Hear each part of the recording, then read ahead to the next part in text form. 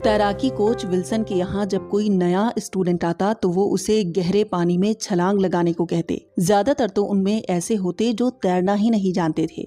पानी की गहराई ज्यादा होने पर वो डूबने लगते या बाहर निकलने के लिए तीव्र प्रयास करते। विल्सन ऐसा इसलिए करते ताकि उनके अंदर जो डर है वो डर निकल जाए और वो पानी की गहराई और दाब को ऑब्जर्व करना सीख जाएं। विल्सन बताते हैं कि जब उन्होंने 12 साल की उम्र में तैराकी को अपने करियर के तौर पर चूज किया था तब वो स्विमिंग की बारीकियां नहीं जानते थे। बार बार कोशिश करने पर भी वो हमेशा पीछे रह जाते थे।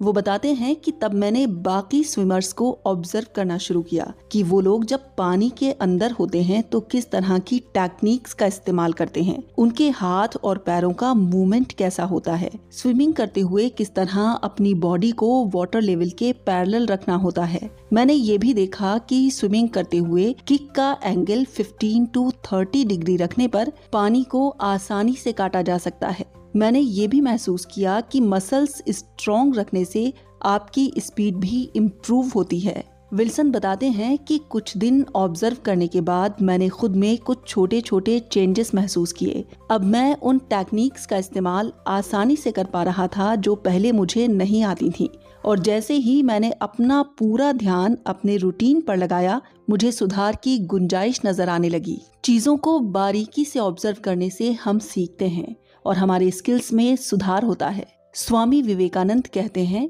To acquire knowledge one must study, to acquire wisdom one must observe. ज्ञान प्राप्त करने के लिए अध्ययन जरूरी है, लेकिन बुद्धिमत्ता पाने के लिए अवलोकन करना आवश्यक है। यहाँ ऑब्जर्वेशन का मतलब आपका नजरिया सूक्ष्म और फोकस गहरा हो। जब आप चीजों को गहराई से फोकस करते हैं तब आप सूक्ष्म से सूक्ष्म चीज भी बारीकी से समझ पाते हैं। जैसे कि एक आर्टिस्ट जो किसी भी पेंटिंग को देखकर ये बता सकता है कि उस चित्र पर उकेरे गए भाव कैसे हैं, बनाए गए चित्र में क्या मैसेज छिपा हुआ है। ये एक आर्टिस्ट से बेहतर कोई नहीं जान सकता, क्योंकि वो पिछले कई सालों से इन्हीं बारीकियों को ऑब्जर्व कर रहा है।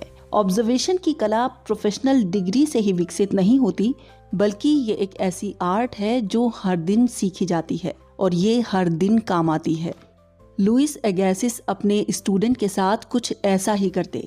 जब कोई नया स्टूडेंट उनके पास आता तो वो उसे एक कमरे में बंद कर देते और एक्वेरियम में रखी मछली या फिर किसी अदर स्पीशीज को ऑब्जर्व करने को कहते, और उस स्टूडेंट को उस स्पेसिमेन के बारे में वो सब लिखना होता जो कुछ उसने अब तक ऑब्जर्व किया है। और जब तक प्रोफेसर लुइस उस स्टूडेंट की थीसिस से सेटिस्फाई नहीं हो जाते तब तक वो उसे कुछ और नहीं सिखाते थे।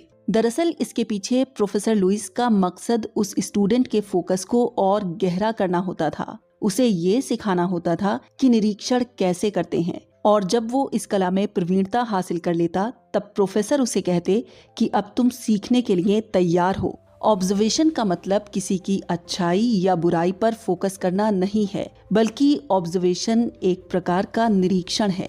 हम गहराई से निरीक्षण करते हैं ताकि हमारा नजरिया सूक्ष्म और फोकस गहरा हो। हम छोटी छोटी बारीकियां ऑब्जर्व करते हैं। आप जो कुछ सीख रहे हैं उसे एक आर्टिस्ट की तरह ऑब्जर्व करना शुरू कीजिए। अगर आप एक सिंगर बनना चाहते हैं तो अपने फेवरेट सिंगर को बार बार सुनिए, उनके इंटरव्यू सुनिए, तब तक जब तक कि आप उनके अंदाज और उनके स्टाइल को अच्छे से ना सीख जाएं। और अगर आप एक अच्छे राइटर बनना चाहते हैं तो अच्छे राइटर के आर्टिकल्स को बार बार पढ़िए जब तक कि आपको लिखने में महारत ना हो जाए। जो इस अभ्यास और ऑब्जर्वेशन से सीखने को मिलता है वो कोई और नहीं सिखा सकता।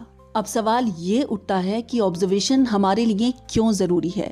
जब आप किसी पर्पस से किसी सिचुएशन या फिर किसी पर्सन को ऑब्जर्व करने लग जाते हैं तब आपका फोकस सिर्फ इम्पोर्टेंट और पॉजिटिव चीजों पर होता है, क्योंकि आप ये समझ जाते हैं कि जो मोमेंट गया वो गया। अगर आप उसमें अटके तब आप फंस सकते हैं, और जब हम डिटैच होते हैं तब हम ज्यादा अच्छे से कंसंट्रेट कर पाते हैं। हमारी बॉडी में दो तरह की एनर्जीज होती हैं, पॉजिटिव एनर्जी और नेगेटिव एनर्जी। ऑब्जर्वेशन हमारी पॉजिटिव एनर्जी को रिक्रिएट कर उसे एक्टिव फॉर्म में लाता है, और ये पॉजिटिव एनर्जी हमें गाइड करती है पॉजिटिव एक्शन लेने के लिए। अगर आपको ये वीडियो पसंद आया हो तो इसे शेयर ज़रूर कीजिएगा